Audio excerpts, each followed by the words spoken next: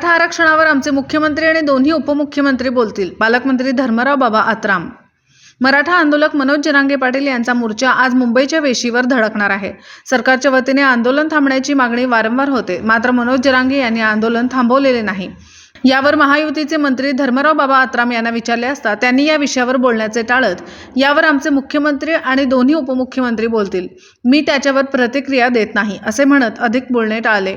अमरदीप बडगे, गोंदिया प्रतिनिधी. विषयावर पोचणार आहे सरकारच्या वतीने. त्याच्याबद्दल मी काय बोलू इच्छित नाही, कारण की ते आमचे जे श्रेष्ठी आहेत, मुख्यमंत्री जे आहेत, दोघे उपमुख्यमंत्री आहेत, ते पण काय वाटतं सरकार वारंवार आवाहन करतं? नाही, ठीक, त्याच्याबद्दल मी काय बोलणार नाही. प्रतिक्रिया मला देता येत नाही. ते त्यांचं काम आहे, ते करतील. नेते लोक ईडीची कसून चौकशी 12 तास झालेली आहे. 12 तास पुन्हा पुढच्या तारीख 1 फरवरी दिलेला आहे. ते लवकरच फरवरीच्या महिन्यामध्ये ते उपस्थित होते.